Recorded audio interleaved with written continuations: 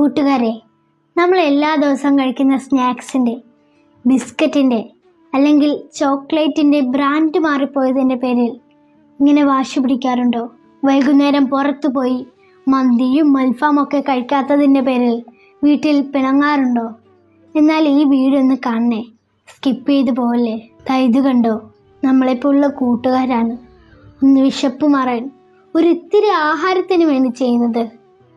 അവരാ പാത്രത്തിനുള്ളിൽ കൈയിട്ട് അതിങ്ങനെ ചുരണ്ടി എടുത്തിട്ട് കഴിക്കുകയാണ്. താഴെ വീണ ആഹാരത്തിൻ്റെ അവശിഷ്ടങ്ങൾ പിറക്കി തിന്നുകയാണ്. ഒരിറ്റു കഞ്ഞിക്ക് വേണ്ടി അടിപിടി കൂടുകയാണ്. അവർക്കറിയില്ല എന്തിനാണ് ഈ യുദ്ധമെന്നോ ഉപരോധമെന്നാൽ എന്താണെന്നോ ഒന്നും. പക്ഷെ ഒന്നവർക്കറിയാം, വിശപ്പിന് വല്ലാത്ത കാഠിന്യമാണെന്ന്. നമ്മളെപ്പോലെ വിശപ്പും ദാഹവുമുള്ള ജീവനുകളാണ് അവരും. ഗസയിൽ ഭക്ഷണം കിട്ടാതെ എരിഞ്ഞടങ്ങിയത് 200ഓളം കുരുന്നുകളാണ്.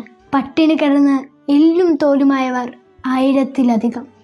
ഇത് നോക്കൂ, കുപ്പികളിലും പൊങ്ങിക്കിടക്കുന്ന പാത്രങ്ങളിലും ഭക്ഷണധാന്യങ്ങൾ നിറച്ച് കടലിലേക്ക് വലിച്ചെറിയുകയാണ് ഈജിപ്തുകാർ. അവർ എറിയുന്നത് ഭക്ഷണവും വെള്ളവുമല്ല, വേദന അനുഭവിക്കുന്ന സഹജീവികളോടുള്ള സ്നേഹമാണ്, കാരുണ്യമാണ്, കടമയും കരുതലുമാണ്.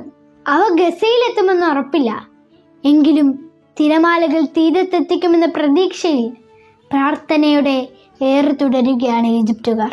ഗസയിലെ വിശന്നു കരഞ്ഞു തളർന്ന കുഞ്ഞുങ്ങളുടെ ദയനീയ ദൃശ്യങ്ങൾ കണ്ട് കരളലിഞ്ഞ ഈജിപ്തിലെ സാറ എന്ന മനുഷ്യാവകാശ പ്രവർത്തകയുടെ മനസ്സിലുദിച്ച ആശയമാണ് ആ നാട്ടിലെ ജനങ്ങൾ നെഞ്ചോട് ചേർത്ത് പിടിച്ചിരിക്കുന്നത്.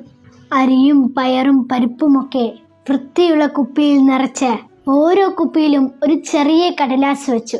അതിലിങ്ങനെ എഴുതി: ക്ഷമിക്കുക, നിങ്ങളുടെ ക്ഷമയ്ക്ക് വലിയ പ്രതിഫലമുണ്ട്. അതിനടിയിൽ സാറ ആൻറ്റിയുടെ പേരും നമ്പരും. മറ്റൊന്നിനുമല്ല, ലോകത്തിൻ്റെ ഏതെങ്കിലും ഒരു കോണിൽ അവരെക്കുറിച്ച് ഇപ്പോഴും ഓർക്കുന്ന ഹൃദയമുണ്ടെന്ന് അവരറിയാൻ വേണ്ടി മാത്രം. ഭദ്രമായി അടച്ച കുപ്പികൾ ലക്ഷ്യത്തെത്തണമെന്ന പ്രാർത്ഥനയോടെ കടലിലേക്ക് ഒഴുക്കി സാറ ആൻറ്റി. ആ കുപ്പികളെ കാറ്റ് ആഴങ്ങളിലേക്ക് വലിച്ചു കൊണ്ടുപോയില്ല. കടൽ വെള്ളം കുപ്പിയിൽ കയറി ഭക്ഷണം കേടുവന്നില്ല. 3-ാം ദിവസം രാവിലെ സാറ ആൻറ്റിയുടെ ഫോണിലേക്ക് ഗസയിലെ ദുരിതാശ്വാസ കേന്ദ്രത്തിലെ ഡോക്ടറുടെ ആദ്യ സന്ദേശമെത്തി. അതിങ്ങനെയായിരുന്നു: നിങ്ങളുടെ 10 കുപ്പികൾ തീരത്തെത്തി. നിരവധി കുടുംബങ്ങൾ വയറു നിറച്ചു. കുപ്പിയിലുണ്ടായിരുന്ന കടലാസ് കയ്യിലെടുത്ത് 2 കുട്ടികൾ നിങ്ങളുടെ പേരിൽ ചുണ്ടമർത്തി കരയുന്നത് ഞാൻ കണ്ടു.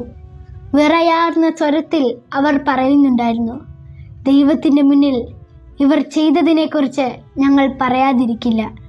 പ്രിയപ്പെട്ടവരെ, നമ്മുടെ ആഘോഷങ്ങൾ ആർഭാടങ്ങളാകുമ്പോൾ എത്രയധികം ഭക്ഷണമാണ് പാഴാകുന്നത്. ഓണവും നബിദിനവും ക്രിസ്മസും ഒക്കെ വരാൻ പോവുകയാണ്. ആഘോഷങ്ങൾ അതിരുവിടുമ്പോൾ ഒന്നോർക്കുക, ഈ ലോകത്ത് 9 പേരിൽ ഒരാൾ പട്ടിണിയാണ്. നിങ്ങളാരെങ്കിലും പട്ടിണി കിടന്നിട്ടുണ്ടോ? ചുമ്മാ ഡയറ്റ് ചെയ്യുമ്പോൾ ചിക്കൻ പീസ് വേണ്ടാന്ന് വയ്ക്കുന്ന പട്ടിണിയല്ല, ഇനി എന്ന് കഴിക്കാൻ പറ്റുമെന്ന് അറിയാൻ പാടില്ലാത്ത പട്ടിണി. അങ്ങനെ ഒരുപാട് പേര് നമുക്ക് ചുറ്റുമുള്ളപ്പോഴാണ് നമ്മൾ പലപ്പോഴും ഭക്ഷണം വേസ്റ്റാക്കുന്നത്. 80 കോടി പട്ടിണിക്കാരുള്ള ഈ ലോകത്ത് നമുക്കിനി ഒരു പിടി ഭക്ഷണം പോലും പാഴാക്കാതിരിക്കാം. വിശക്കുന്ന ഒരു മനുഷ്യനെയെങ്കിലും നമ്മുടെ അതിഥിയാക്കാം.